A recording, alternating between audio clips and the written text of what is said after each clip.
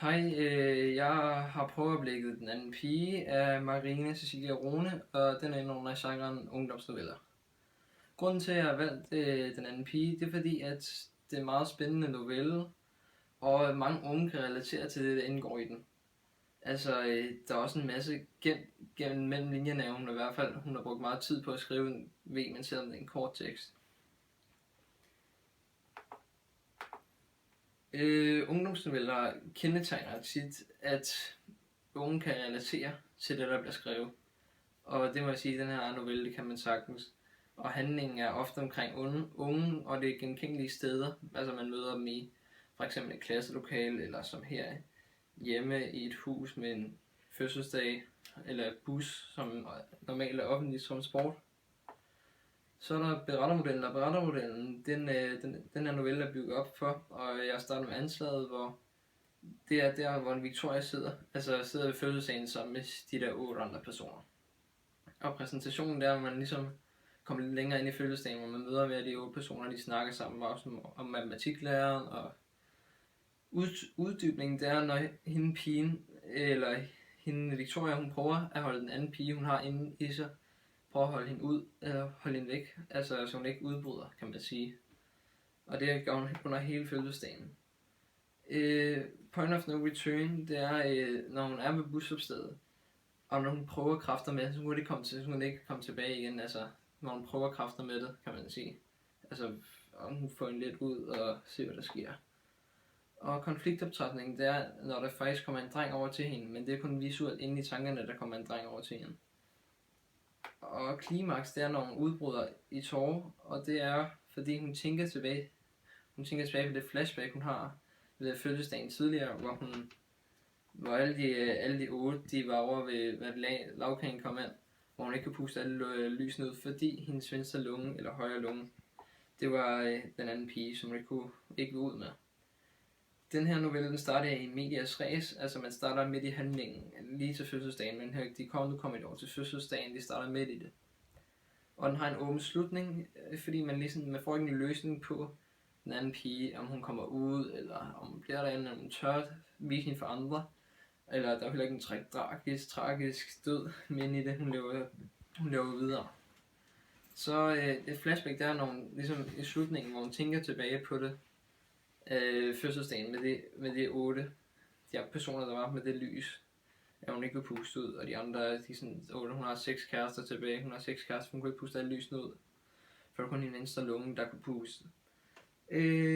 Der er en ydre synsvinkel, det er der, fordi at fortælleren, historien bliver fortalt af en fortæller, der ikke kommer ud med sin egen mening eller holdning. Det bliver kun fortalt ud fra, altså nu gør han det, nu gør hun det. Det er ikke så meget det. Så er der personkarakteristik, og det er jo af hende Victoria, og det er indre og ydre. Fordi hun har jo 2 personer, og den indre, hun er meget usikker indeni, og går meget op i, hvad andre tænker om hende. Og hun tør ikke vise, hvem hun egentlig er, hvem den anden person, hun har egentlig så er. Og det ydre, hun vil meget gerne passe ind, men hun vil ikke vise det sande jeg inden for sig selv.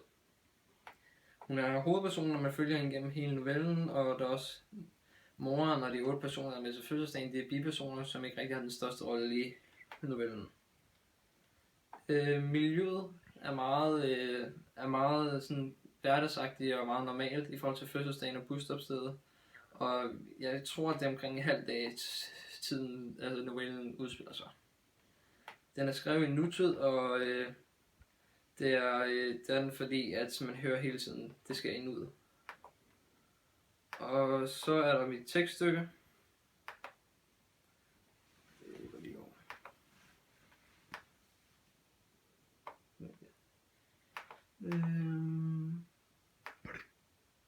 Ja.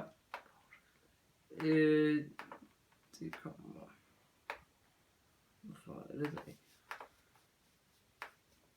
Nå. Ja.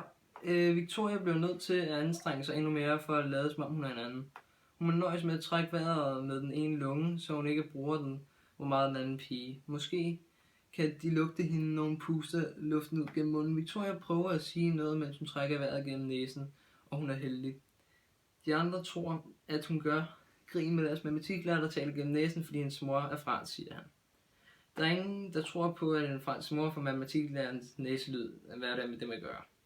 De 8 piger fra klassen kigger ned ad det lange bord på Victoria, der taler gennem næsen alt for længe, og hun synes selv, det lyder irriterende. En af de 8 siger noget, der er bedre end næselyden, når de kigger igen bort fra Victoria. Hun lader som om, at hun hører lige så meget efter som de andre, men mens hun gransker efter ansigtsudtryk, gør dem efter. Det så ud til, at man slet ikke skal have noget udtryk, og Victoria lader som om, hun ikke har noget udtryk. Det er svært, om hun har stige øjne, så hun ikke nåede at trække vejret hidsit gennem næsen, så hun det brænder, og hun kan ikke lugte noget. Det er alligevel umuligt at høre efter, så ørerne lader hun være.